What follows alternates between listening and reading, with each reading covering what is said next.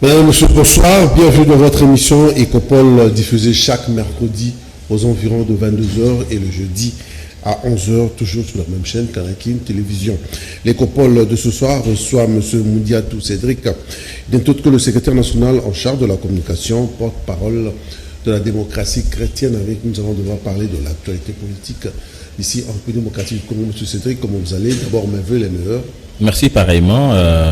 Je voudrais également profiter de ces micros pour présenter mes voeux à tous vos téléspectateurs, à l'équipe technique également de Canal King, bien sûr, et vous-même, mais également à mon parti, la démocratie chrétienne, qui d'ailleurs venait d'organiser le samedi dernier une cérémonie d'échange de vœux, présidée par son président Eugène Diomine Ndongala, évidemment assisté par son secrétaire général, Maître Magloire Kassongo. Comment se porte d'abord la personne de Diomine Ndongala, la vision actuellement avec tout ce qui se passe? Comment voit-il l'horizon, lui, la personne de Diomine Ndongala? Le président Diomine Ndongala, c'est l'homme le plus heureux, puisqu'il avait toujours dit, quand ces histoires, ces scénarios politiques a commencé au terme des élections de 2018, déjà avec la mise en place de cette coalition FCC-Cash, parmi les rares personnalités politiques qui avaient prévenu que nous étions partis sur une très mauvaise lancée, en essayant de faire confiance à des personnes qui, évidemment, ne pouvaient jamais changer. Il y avait encore certains défaitistes, certains sceptiques qui croyaient que les propos de Diomine Ndongala cachaient une certaine recherche d'intérêt ou encore de positionnement. Mais l'histoire, puisque le temps a toujours été le meilleur allié de la vérité, nous qui prenons également aussi la vérité et la justice, le temps a fini par donner raison au président de la démocratie chrétienne.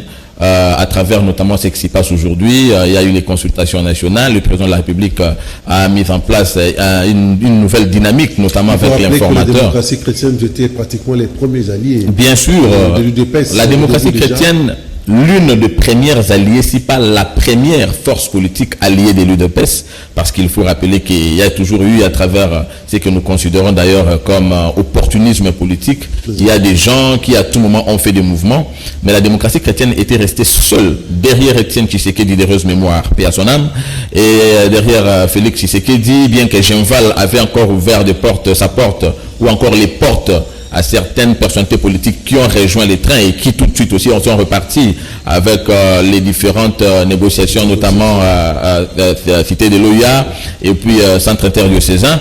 Mais la démocratie chrétienne était restée là. Nous avons la fierté de nous présenter en tant qu'alliés de l'UDPS. Nous avons une identité. Nous sommes convaincus qu'aujourd'hui, le Congo, en train de connaître tout ce changement, notamment avec l'Union sacrée, la démocratie chrétienne a écrit une page très, très importante de l'histoire du Congo. Des mois après, il y a déjà un informateur, la personne du sénateur Bahati. Comment vous voyez la personnalité?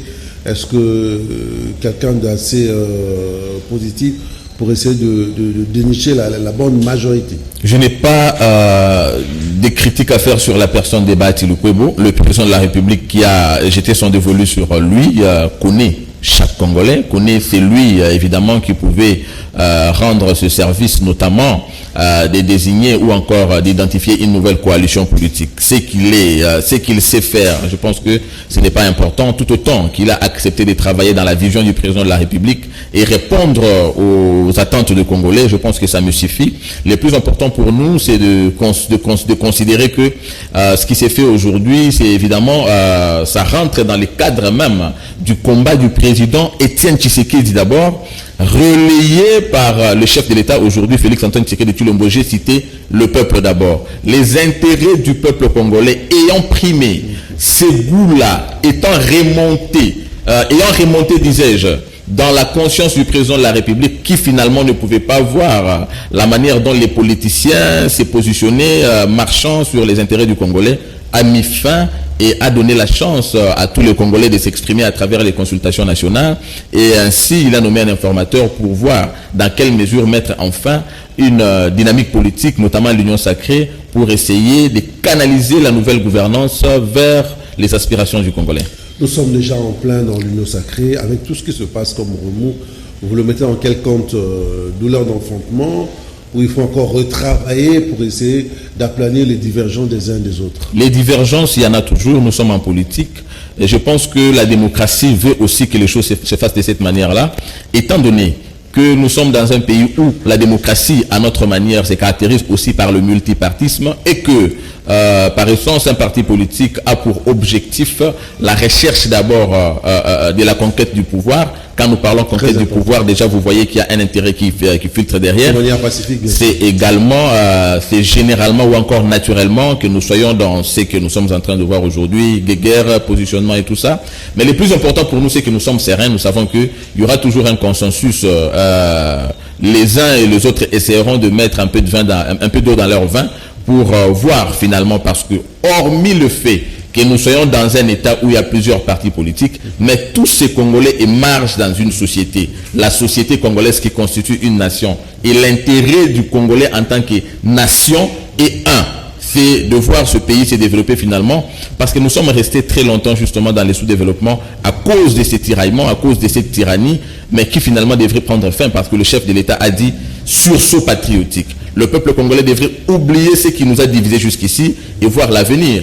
Hier, nous étions petits, aujourd'hui, nous sommes en train de grandir et nous devons voir demain, nous passerons. Mais qu'est-ce que nous laissons à nos enfants? C'est bien pour ça que Dieu Mindonga, là, chez nous, a toujours dit, il faut apprendre à l'enfant la vérité. Quand il grandira, il ne s'en détournera pas. Et pour nous, nous considérons que l'heure de la vérité, c'est celle-ci. C'est pour ça que vous aviez vu, lorsqu'il a été reçu par le président de la République, il lui a proposé notamment de mettre fin à cette coalition qui était présentée finalement comme l'axe du mal et essayer de voir l'avenir en mettant en place une nouvelle dynamique, notamment la désignation d'un informateur pour trouver une nouvelle coalition politique ou à défaut carrément dissoudre le Parlement, en fait l'Assemblée nationale. Mais déjà avec ce que nous avons vu, ce qui s'est passé notamment avec la chute du bureau de l'Assemblée nationale, nous avons compris que même les députés nationaux eux-mêmes ont adhéré finalement à la philosophie constitutionnelle qui prohibe les mandats impératifs pour les députés. Et donc voilà finalement l'intérêt du Congo est en train d'être mis au centre de toutes les préoccupations politiciennes. Cédric Moudiantou, je rappelle que vous êtes secrétaire national en charge de la communication et porte-parole de la démocratie chrétienne. Vous êtes jeune. Aujourd'hui, les jeunes réclament aussi le rajeunissement de la classe politique. Vous êtes bien positionné au niveau de la démocratie chrétienne. C'est une aubaine pour vous. Vous allez, qu'est-ce que vous dites? Que c'est l'occasion à saisir ou vous êtes quand même heureux aussi? Nous sommes heureux. Nous sommes heureux d'abord parce que... Oui, nous sommes heureux. Vous savez que la République démocratique Congo regorge dans l'ensemble de sa population. C'est la jeunesse qui constitue la majorité, plus de 65%. Et quand nous voyons la configuration des institutions, vous trouvez que jusqu'à de nos jours, la jeunesse constitue encore une forme de classe mise à découvert. Donc, une forme de marginalisation. Vous trouvez que quand vous allez dans les institutions, même notamment sur le plan de la représentation nationale, vous trouvez que la jeunesse n'est pas assez représentée. Nous nous posons la question, est-ce puisque elle-même, la jeunesse, ne se plonge pas, ou encore, puisqu'il y a toujours cette guerre entre les deux courants, les deux forces, la vieillesse qui ne veut pas partir, et la jeunesse qui n'a pas assez de courage pour essayer de pousser la jeunesse, et la vieillesse plutôt, à sortir. Nous nous sommes dit, il ne s'agit pas de pousser la vieillesse à sortir, mais plutôt de cohabiter. Parce qu'on dit, si jeunesse savait, si vieillesse pouvait. Cela appelle à une symbiose. Mais pour nous, par rapport à l'actualité, notamment ce qui se passe, nous sommes plutôt de ceux qui appellent le président de la République à pouvoir favoriser l'émergence d'une nouvelle génération politique. Des jeunes aussi, bien entendu. Évidemment, la nouvelle génération politique, pour nous, c'est le rajeunissement même de la classe politique. Vous avez vu, depuis la Deuxième République, nous sommes partis des mêmes acteurs qui sont venus avec Mouzé, qui ont accompagné Joseph Kabila, mais qui aujourd'hui, avec la transhumance notamment, sont encore en train de se créer une certaine majorité au sein de l'Union sacrée. Mais nous nous disons, qu'est-ce que nous faisons finalement? D'autres, même par exemple de Mobutu, qui se retrouvent jusqu'à présent dans le système. Exactement. Ils amèneront ce qu'ils ont, parce qu'on ne peut donner que ce qu'on a. La plus belle femme du monde ne donne que ce qu'elle a. Alors eux, ils ont appris la politique d'une certaine manière avec les courants mobutistes, tout ça, et c'est un champ où on vient gagner, on vient chercher les intérêts.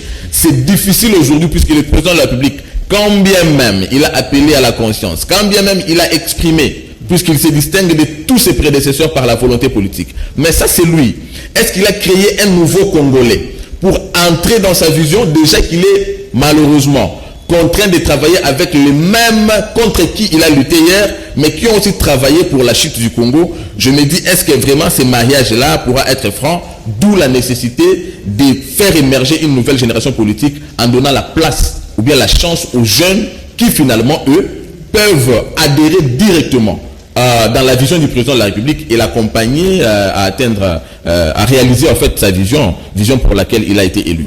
Monsieur Cédric, vous aurez bien expliqué, quand je parle vous les politiques, je ne parle pas de vous, la personne, les politiques, expliquer qu'est-ce qu'on doit faire, des problèmes de positionnement, nous devons respecter les lois, les articles, mais le peuple attend. Le peuple attend de voir son quotidien évoluer. Le peuple attend de voir les problèmes de santé être résolus.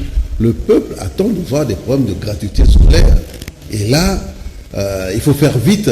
Et cette léthargie en ce moment, comment on peut l'expliquer? Non. Écoutez, le problème n'est pas de faire vite.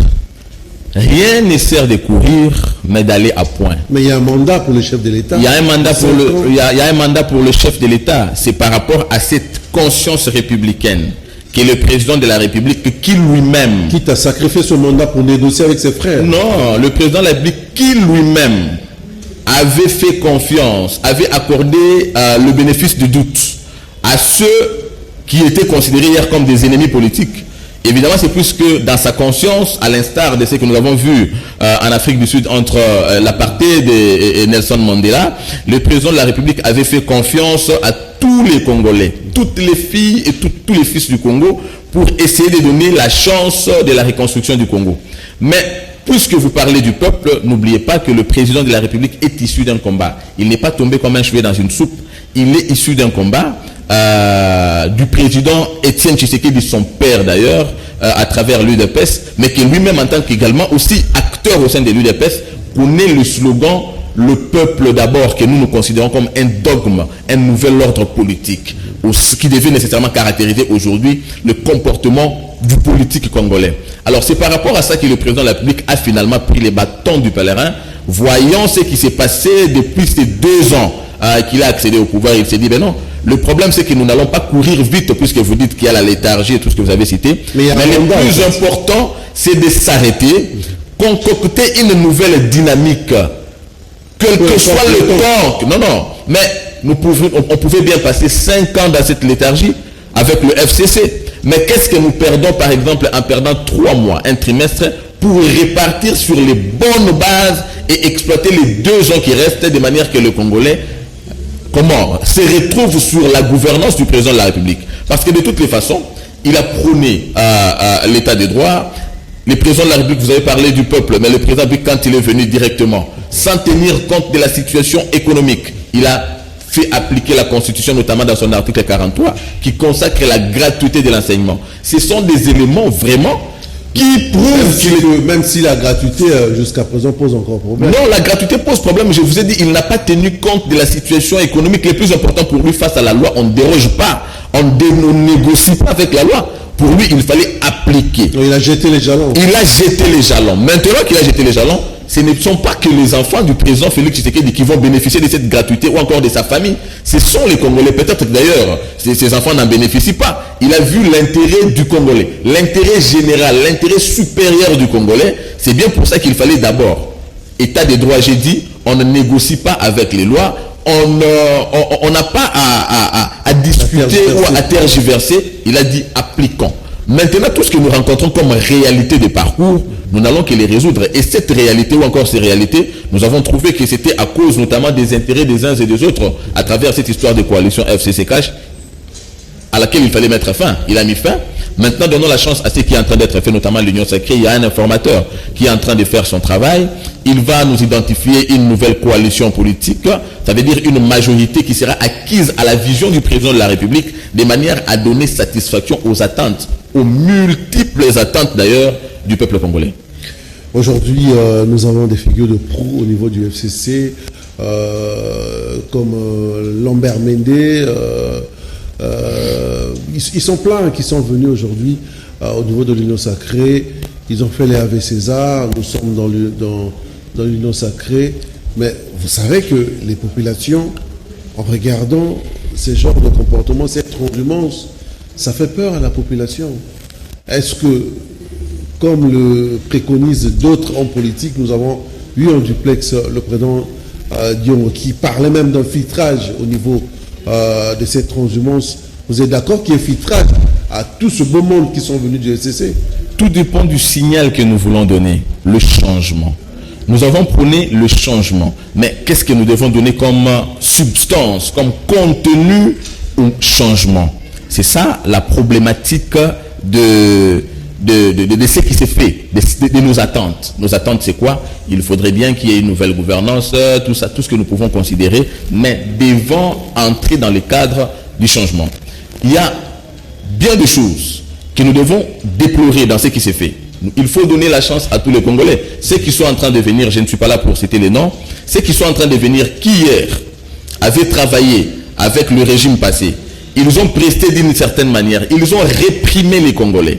Ils sont même cités dans les différents rapports, notamment Mapping. Mais plus qu'aujourd'hui, par rapport à un certain intérêt. Parce que vous savez, Dieu aura toujours besoin de témoins. À Babylone, il y avait un certain Daniel. Vous êtes croyant?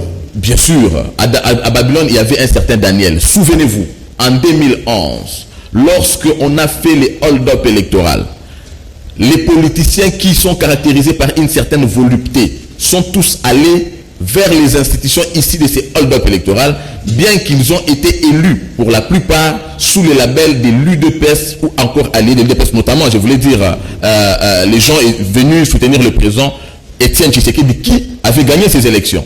Mais par rapport à cette volupté acquisitive, ils ont oublié l'intérêt du peuple et ils sont allés. Mais puisque Dieu a toujours besoin d'un témoin, il y avait un certain Eugène Dieu Mindongala qui avait dit, pas question, nous n'allons pas duper le peuple congolais. Nous avons dit au peuple congolais que son intérêt prime, ce n'est pas les émoluments ou encore les immunités parlementaires dont nous avons besoin. Nous avons besoin de donner au peuple congolais ce que nous lui avons promis.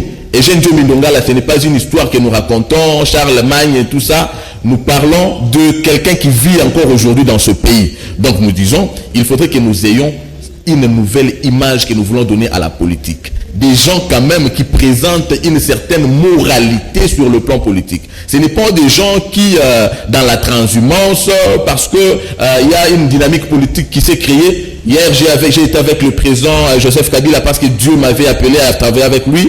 Aujourd'hui, Dieu, non mais écoutez, Dieu n'est pas un Dieu des désordres finalement. C'est le même Dieu qui connaît que le peuple congolais hier était dans la misère et que le peuple congolais aujourd'hui continue dans cette misère qui doit être résolue. Et il ne va pas utiliser les mêmes acteurs qui hier ont enfoncé le peuple dans cette misère pour le ressortir demain. Non. Là, c'est dans là maintenant, on parle d'un Dieu comme Dieu de la contradiction. Mais c'est la crainte. Or, Dieu ne se contredit pas. Alors nous, comme alliés de l'UDPS,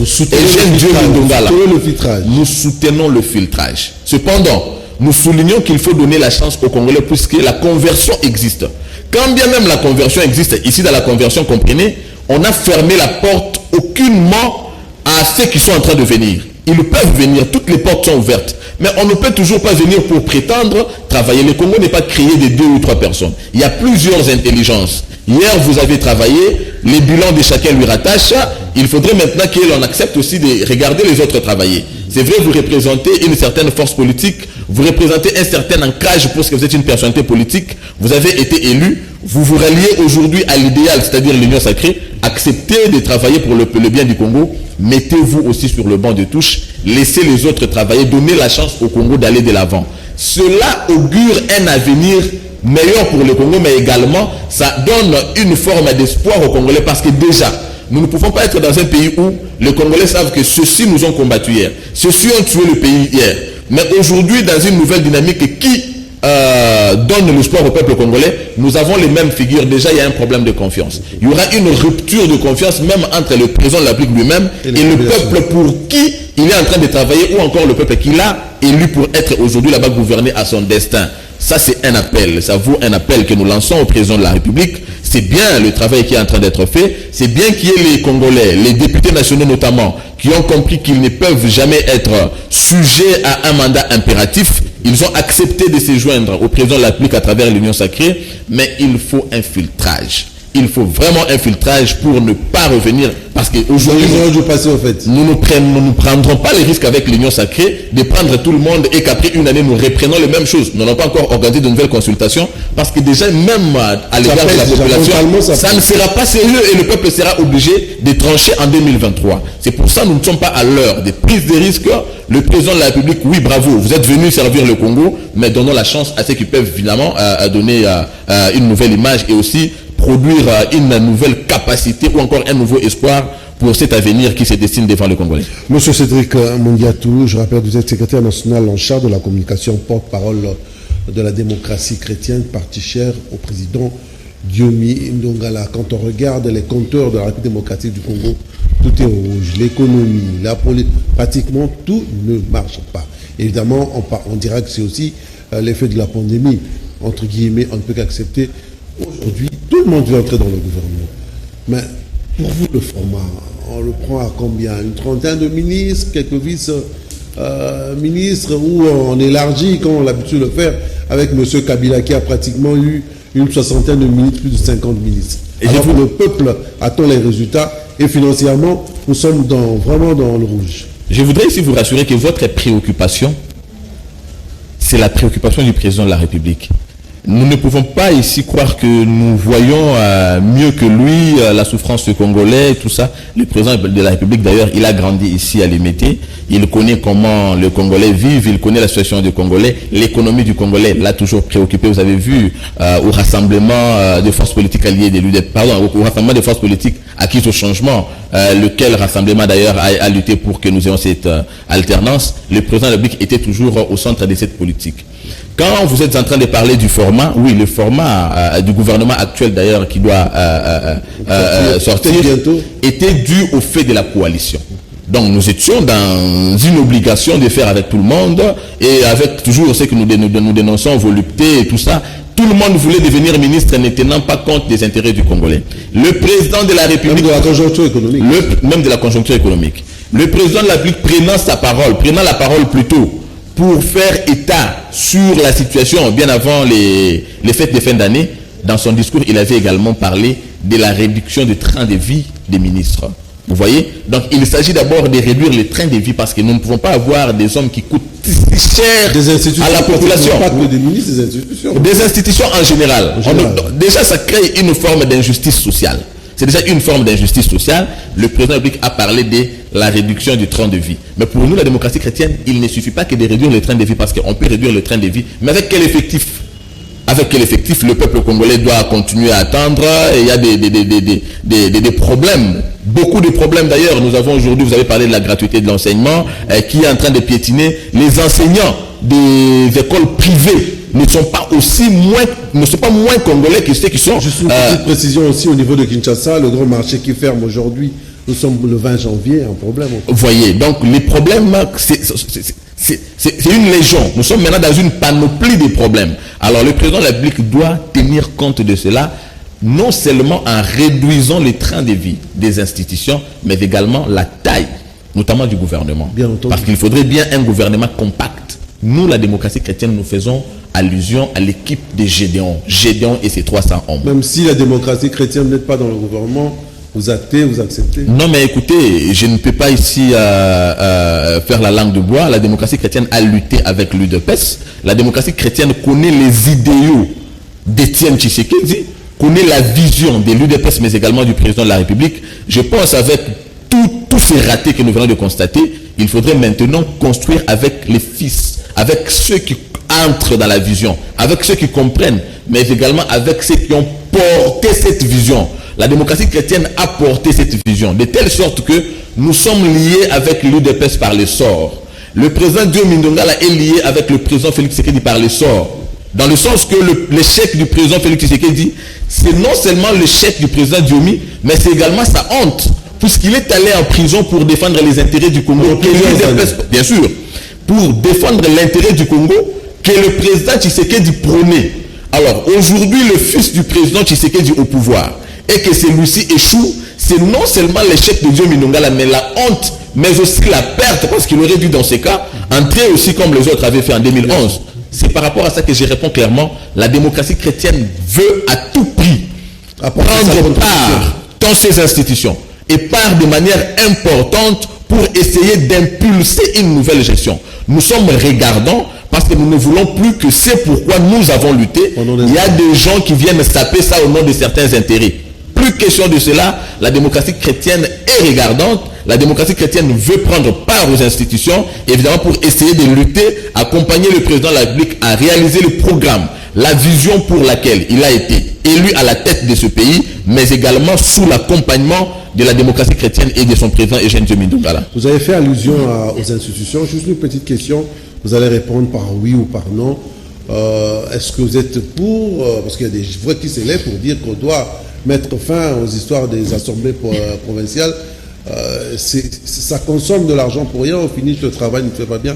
Vous êtes pour ou contre? Non, je ne sais pas pourquoi, parce que les assemblées provinciales représentent également les provinces. Il ne s'agit pas, je préfère plutôt parler de la réduction des trains de vie, par exemple, puisque chaque entité, devait avoir sa représentation. Je ne suis pas de cet avis-là. Je pense que par rapport à cette idée, de toutes les façons, le Congo, c'est un pays riche. Vous voyez?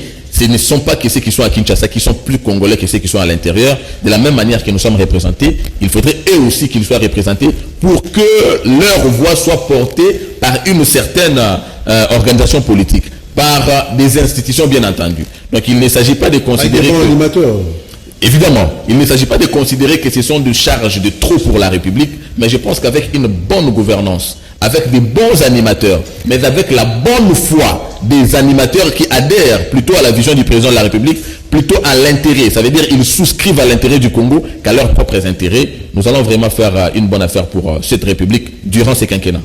Au-delà des efforts du chef d'État pour essayer de réunir tous les fils de la République, éviter le tribalisme, éviter les séparations, nous avons eu quelques politiques, quelques hommes d'État qui essaient quand même de revenir avec des discours assez tribal. Là, je m'adresse directement à l'ancien président de la CENI. Vous avez suivi des déclarations. Est-ce que, quelque part, ça ne rabaisse pas aussi l'image de la République démocratique du Congo quand on a des esprits sécessionnistes comme ça? Moi, je suis étonné d'ailleurs que vous parliez de Ngoï Mulunda comme un homme d'État. Non, mais il ne l'a jamais été. Nous l'avions dit. En 2011, M. Ngoï Mulunda, parce qu'aujourd'hui il parle... Qui est à la base de beaucoup de méfaits. Bien sûr, M. Ngoï Mulunda parle aujourd'hui du Katanga. Vous voyez? Et dans une prédication, dans l'église, entre guillemets, du Christ, il parle d'une personnalité politique, Joseph Kabila. C'est clair, nous pouvons remonter l'histoire. Vous comprendrez que M. Ngoï Mulunda, en 2011, avait travaillé pour les comptes de M. Kabila. Le peuple congolais doit alors dans ce cas donner raison à Diomaye Ndongala qui avait dit il y avait hold-up électoral, on l'avait emprisonné pour rien. Et c'est d'ailleurs pour ça que nous maintenant, et le peuple congolais devons non seulement dénoncer, mais demander vengeance, puisque nous avons souffert pour rien. On nous a imposé des dirigeants sur base du clientélisme, sur base du régionalisme, sur base du tribalisme. Aujourd'hui prôné par M. Ngoï Mulunda, ça ne vient pas d'aujourd'hui. M. Ngoï Mulunda l'a fait en 2011. Vous avez maintenant compris que nous qui avons été contre les résultats de M. Ngoï Mulunda, qui ont amené Diomaye Ndongala à la prison, avions raison. Mais puisque M. Mulunda aujourd'hui a parlé à ces termes-là, mais nous sommes dans un état de droit. La justice doit être faite parce que c'est une incitation à la haine. Qui ne sait pas que dans ce pays, il y avait une certaine province au Katanga qui avait souffert. D'ailleurs, nous parlons du cimetière le plus long. Vous voyez? Donc, il y a des Congolais qui ont été tués avec les discours tenus aujourd'hui par... les discours haineux, bien sûr. Donc, tenus par M. Ngoï Mulunda. Nous avons dénoncé à la démocratie chrétienne, nous avons condamné et nous demandons à la justice de faire son travail. Sinon, si la justice ne donne pas une forme d'exemple à ce qu'a fait M. Ngoï Mulunda, demain, il y aura ce genre de mouvement et ça sera une partie de l'iceberg, comme on dit. Bien sûr, l'émergence d'une insécurité. Les Katanga est une partie du Congo et dans le Congo. Comme les autres provinces. Comme toutes les autres provinces. Il y a des Kassaïens qui se sont mariés au Katanga, il y a les Kivusiens qui se sont mariés au Katanga, il y a ceux du Congo central, ainsi de suite. Nous avons créé une famille. Mais quand il faut créer ce genre de mouvement, est-ce que M. Ngoï Mulunda a mesuré les dangers qu'il y a dans ça? Rupture d'abord de famille. Donc il y a la mort qui va s'en suivre. Donc M. Ngoï Mulunda a tenu un discours sanguinaire. Et par rapport à ça, la rigueur de la loi devrait être appliquée. Il faudrait vraiment que M. Ngoï Mulunda serve d'exemple à quiconque oserait dans l'avenir tenir ce genre de discours ou encore aller dans cette démarche-là. Et aussi, si M. Ngoï Mulunda, il faudrait un bon jugement bien entendu, si derrière ces propos, il y aurait une certaine organisation politique, une main noire qui n'aurait que... Donc, M. Ngoï Mulunda servirait peut-être que d'un arbre qui cacherait une forêt. Alors, il faut dénicher cette forêt-là de manière que la sanction soit vraiment sévère pour servir d'exemple. Nous n'avons pas besoin de ces discours. Nous voulons du Congo un pays uni. Nous avons grandi dans cette unité. Il y a des gens qui sont morts pour voir le Congo demeurer uni. Et quand il y a des individus qui commencent à sortir de nulle part, déjà qu'hier, ils ont servi pour détruire ce pays d'une autre manière, nous sommes restés dans une situation très compliquée, une situation qui a vu le Congolais mourir, qui a vu l'économie du Congo être dévastée à cause des sentiments d'un individu. Maintenant que ces sentiments n'est plus une rumeur, maintenant que nous savons les intentions qui ont été à la base du comportement de Ngoï Mulunda d'ailleurs, il faudrait à tout prix que ces messieurs payent et qu'ils répondent de ces actes. Au-delà de tout ce qui se passe, quand vous regardez l'avenir de la République démocratique du Congo, vous dites comment que les choses vont bientôt changer ou qu'on doit attendre peut-être 10 à 15 ans pour voir vraiment les choses aller dans le sens positif parce que il y a une situation politique très chaotique avec tout ce qui se passe à l'Est. On se demande qu'est-ce qui se passe. Ce ne sont pas les filles de ce pays qui sont en train de mettre les bâtons dans les roues. Il y a beaucoup de problèmes. Est-ce que quand vous regardez l'avenir de la République démocratique du Congo, comme Lumumba l'avait dit, l'avenir de la République démocratique du Congo est meilleur. L'avenir est meilleur parce que l'on serait dans le désespoir si l'on serait resté dans la configuration ancienne, notamment le régime Kabila, qui à un moment donné, on nous disait ici que je mourrais d'une balle dans la tête.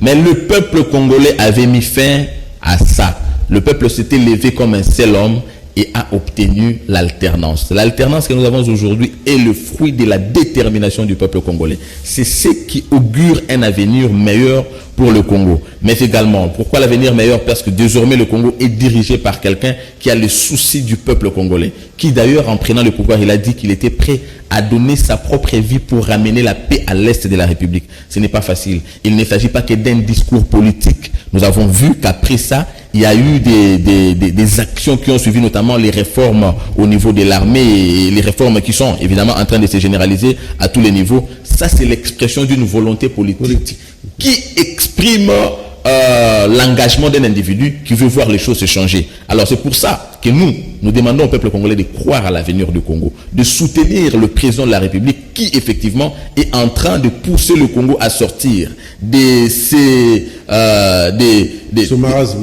marasmes. Le président de la République est déterminé à voir le Congo devenir le rêve de Frantz Fanon. Vous voyez, c'est ça l'aspiration du peuple congolais, c'est ça la volonté du président Étienne Tshisekedi, les volontés politiques du président Étienne Tshisekedi qui doivent être matérialisées. C'est pour ça que l'avenir du Congo est meilleur parce que désormais, nous parlons d'un Congo où la justice est libre et en train de fonctionner de manière indépendante. Nous sommes dans un pays où les systèmes ou encore l'environnement politique est libéralisé. Les gens ne peuvent plus se retrouver en prison pour avoir exprimé une opinion ou encore être contraints à l'exil parce qu'ils ont donné un avis politique. C'est ça les Congos que nous avions rêvé. C'est vrai, il y a encore plusieurs problèmes. Vous avez parlé de la situation à l'Est. Il y a encore, vous parlerez de la situation socio-économique et tout ce que vous avez là-bas.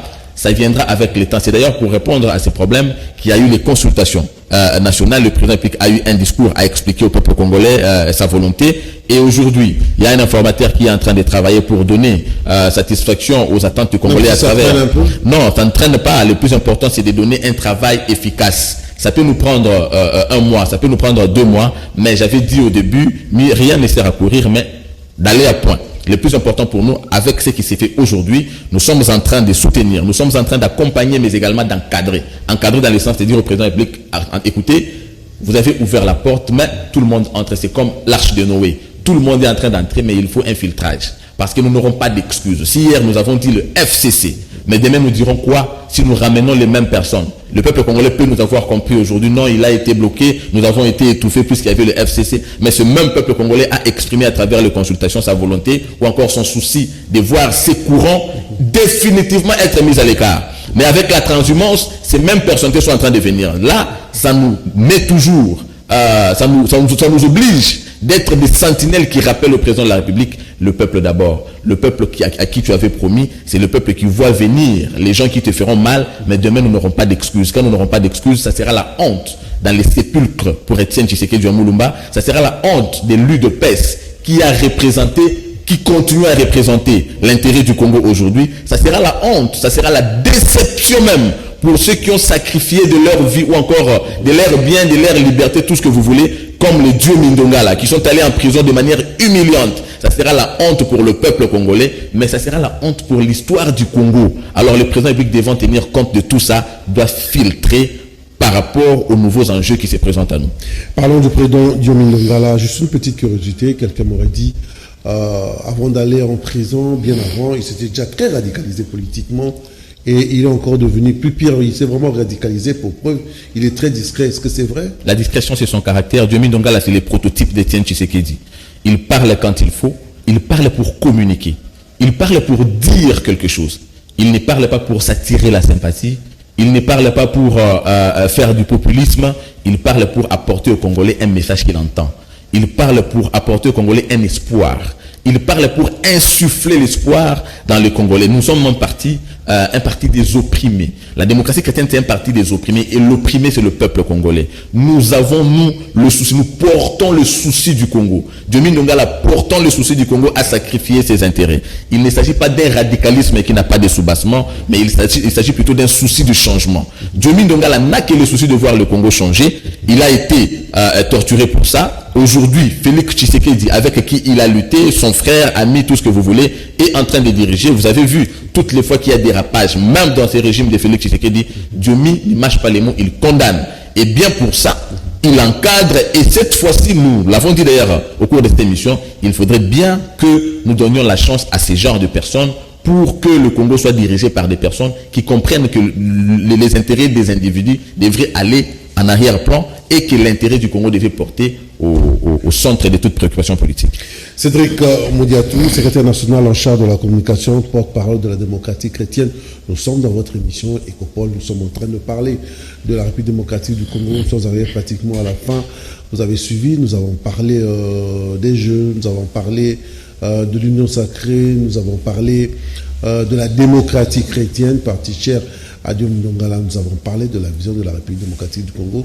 Mais je crois qu'il nous reste 2 minutes. Nous allons toujours insister pour essayer de voir comment est-ce que les choses peuvent aller dans le sens positif ici en République démocratique du Congo. Votre mot de la fin, je voulais dire un peu de mots, plus pour les jeunes, un message d'espoir. Vous allez dire quoi à ces jeunes, des milliers de jeunes disséminés à travers la République, à travers le monde qui vous suivent sur la chaîne YouTube de Canal King Télévision, qui veulent aussi peut-être venir en politique. On vient en politique parce qu'on a vu, il y a un monsieur Diomi Ndongala qui est là. On vient en politique parce que Etienne Tshisekedi, on vient. Les modèles pour vous, les jeunes, ils doivent s'inspirer de qui, au fait? Je voudrais m'adresser d'abord au peuple congolais qui devrait comprendre que pour lui, c'est parce que ces cris ont remonté jusqu'au président de la République, comme ce fut le cas d'ailleurs pour les enfants d'Israël en Égypte. Dieu a dit: j'ai entendu les cris de mon peuple et je suis descendu.